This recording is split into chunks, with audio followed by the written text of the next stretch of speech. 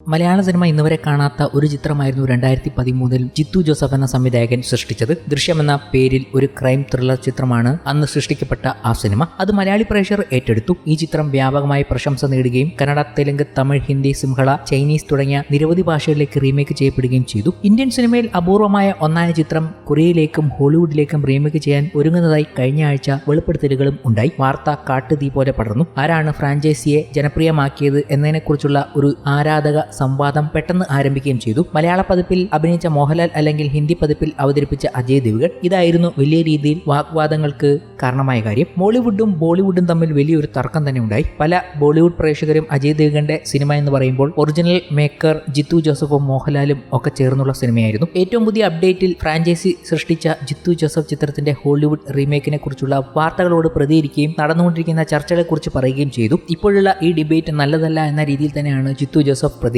ചിത്രം ഹോളിവുഡിലേക്ക് റീമേക്ക് ചെയ്യുന്നതിനുള്ള തന്റെ ആവേശം അദ്ദേഹം മാധ്യമങ്ങളോട് പങ്കുവയ്ക്കുകയും ചെയ്തു. താൻ സൃഷ്ടിച്ച ഒരു സംഗതി ഹോളിവുഡിലേക്ക് റീമേക്ക് ചെയ്യപ്പെടുന്നതിൽ ഒരു ചലച്ചിത്രകാരൻ എന്ന നിലയിൽ താൻ അതീവ സന്തുഷ്ടനാണെന്ന് അദ്ദേഹം സൂചിപ്പിക്കുകയുണ്ടായി. കുടുംബസ്നേഹവും സുരക്ഷിതത്വവും എന്ന സാർവത്രിക വിഷയമാണ് സിനിമ കൈകാര്യം ചെയ്യുന്നതെന്നും അദ്ദേഹം പറഞ്ഞു. ഒരു ക്രൈം ത്രില്ലർ സിനിമ എന്നതിലുപരി കുടുംബ പ്രണയമാണ് ദൃശ്യത്തിന്റെ കഥയെയും ഈ വികാരത്തെയും വിവിധ ഭാഷകളിൽ നിന്നുള്ള പ്രേക്ഷകരെ ആകർഷിക്കുന്നതെന്നും അദ്ദേഹം കൂട്ടിച്ചേർത്തു. ഒരു സിനിമയുടെ റീമേക്ക് അവകാശം മറ്റൊരു പ്രൊഡക്ഷൻ ഹൗസിന് വിറ്റതിനെ കുറിച്ച് ചർച്ച ചെയ്യുന്നതിൽ അർത്ഥമില്ലെന്നും ജിത്തു ജോസഫ് പറയുകയുണ്ടായി. ഹിന്ദി സിനിമകൾ മലയാളത്തിലും മറ്റു ഭാഷകളിലും റീമേക്ക് ചെയ്ത സംഭവങ്ങൾ ഒറിജിനൽ ചിത്രങ്ങളെക്കാൾ കൂടുതൽ പ്രചാരം നേടിയിട്ടുണ്ടെന്നും അദ്ദേഹം പരാമർശിച്ചു. മലയാളത്തിലെ ഒറിജിനൽ പതിപ്പ് താൻ ചെയ്തതാണെന്ന് സിനിമ കാണുകയും ഇഷ്ടപ്പെടുകയും ചെയ്യുന്നവർക്ക് അറിയാമെന്നും അദ്ദേഹം കൂട്ടിച്ചേർത്തു. ഇതിൽ ഒരു ഡിബേറ്റ് ഉണ്ടാകേണ്ട ആവശ്യവുമില്ല. ചിത്രത്തിന്റെ ഹോളിവുഡ് റീമേക്കിൽ ജോർജ് കുട്ടിയെ ദൃശ്യത്തിലെ മോഹൻലാൽ അവതരിപ്പിച്ച കഥാപാത്രം അവതരിപ്പിക്കാൻ ഏത് അഭിനേതാവാകും മികച്ചത് എന്നിങ്ങനെയുള്ള ചോദ്യങ്ങളും സംവിധായകൻ നേരിട്ടു. തനിക്ക് അങ്ങനെയുള്ള ചോയ്സ് ഒന്നുമില്ലെന്നും അദ്ദേഹം കൂട്ടിച്ചേർക്കുകയും ചെയ്തു. ദൃശ്യം ഹോളിവുഡ് റീമേക്ക് സംഭവിച്ചപ്പോൾ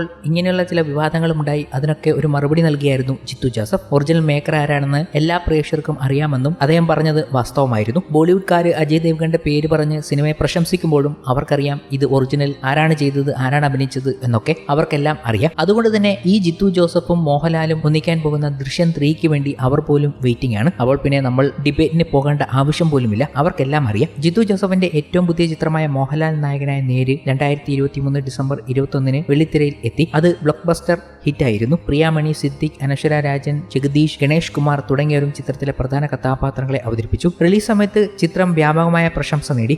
മോഹൻലാലിന്റെ തിരിച്ചുവരവ് എന്ന് പോലും വിളിക്കപ്പെട്ടു. അടുത്തതായി ഇതേ ജിത്തു ജോസഫും മോഹൻലാലും സഹകരിക്കാൻ ഒരുങ്ങുന്നു. അവരുടെ 5ാമത്തെ സഹകരണം അടയാളപ്പെടുത്തുന്നു. റാം എന്ന പ്രോജക്റ്റിനായി തൃഷ കൃഷ്ണൻ, ഇന്ദ്രജിത് സുകുമാരൻ, സായ് കുമാർ, സിദ്ദിഖ്, അനൂപ് മേനോൻ എന്നിവരുൾപ്പെടെയുള്ള ഒരു കൂട്ടം അഭിനേതാക്കളെ ഒന്നിപ്പിച്ച് 2 ഭാഗങ്ങളുള്ള ഫ്രാഞ്ചൈസിയാണ് ചിത്രം അവതരിപ്പിക്കുന്നത്. ഈ വർഷം അവസാനം ചിത്രം തിയേറ്ററിൽ എത്തുമെന്നാണ് പ്രതീക്ഷിക്കുന്നത്. ചിത്രത്തിന്റെ ആദ്യ പാർട്ട്. കൂടാതെ ഈ ചിത്രത്തിന്റെ പെൻഡിംഗ് ഷൂട്ടിംഗും ഉടൻ തന്നെ ആരംഭിക്കും എന്നുള്ള റിപ്പോർട്ടുകൾ കുറച്ച് ദിവസങ്ങൾക്ക് മുമ്പ് പുറത്തുവരികയും ചെയ്തിരുന്നു. ആ ചിത്രത്തിനായാണ് മലയാളി പ്രേക്ഷകർ കാത്തിരിക്കുന്നതും.